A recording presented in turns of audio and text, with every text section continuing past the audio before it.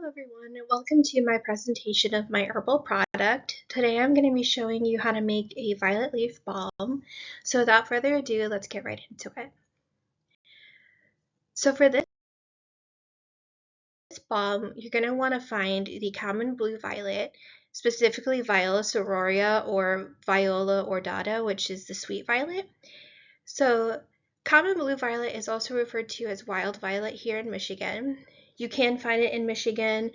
It's found in yards, meadows, and you can find it in flower nurseries. I have a picture down at the bottom here of what they look like. What we're going to be using is the leaf of the violet plant today to make our balm.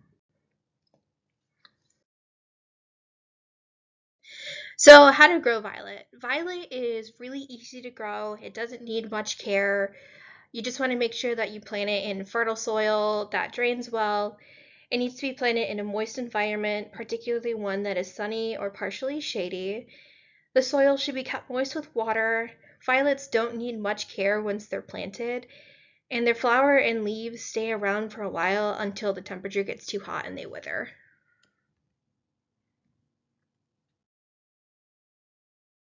So violet leaf balm is used for a variety of illnesses and skin conditions. So here I have that it can be used for eczema, fibrocystic breasts, it can be used for minor scrapes, itchy rashes, and the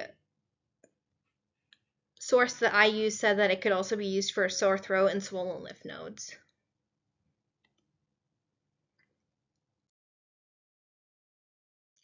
Okay, so what do we need to make violet balm? We need enough violet leaves to fill an 8-ounce mason jar, 8 ounces of extra virgin olive oil, and then 1 ounce of beeswax. I have these specific measurements because I made a double batch of this product. So the recipe that I had called for about 3.5 ounces of the infused violet oil for like 1/2 ounce of the beeswax. So I just made a double batch and kind of rounded it up to try to make everything even.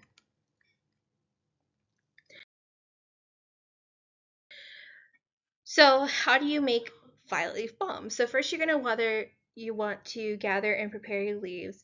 So you want to make sure that you collect fresh unsprayed violets during the spring and separate the leaves from the flowers. Then you want to place the leaves in a single layer on either a towel or paper towels and allow them to dry for 2 to 3 days. You can also buy dried leaves from different sources, like Etsy, like I did if violet is out of season. You want to make sure that it is common blue violet and not African violet because African violet is not actually a violet, so it cannot be used as a substitute. Then you want to take your leaves, your dried leaves, and you're going to fill a pot halfway with water.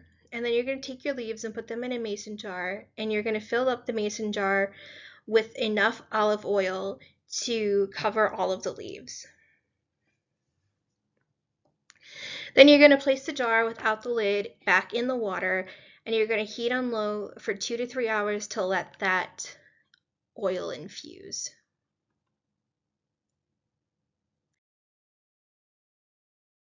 Now to make the balm, once that 2 to 3 hour mark has passed and your oil is all infused, you want to strain out the violet leaves and measure out 7 ounces of the violet leaf infused oil in a measuring cup.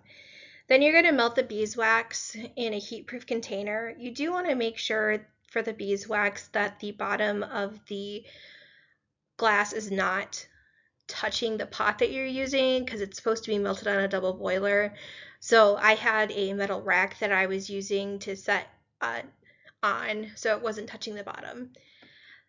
So then you're going to mix the oil and the beeswax together. I would suggest adding the oil to the beeswax that's already melted in the pot to keep it melted. And then you can pour into your desired container and let it cool. So you can either pour this into some tins or you can keep it in the mason jar.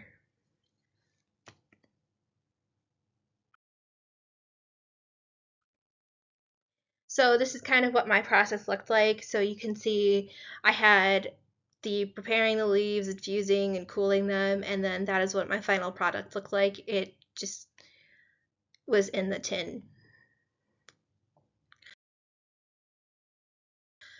So like I said, you're going to store these in a mason jar or tins, and then you just use a small amount as needed for whatever condition you have. You do want to make sure that you do not use this on open wounds, though. And then here's another picture of my final product. And then here are my resources, and that is all I have for you today. So thank you very much for listening, and have a great day.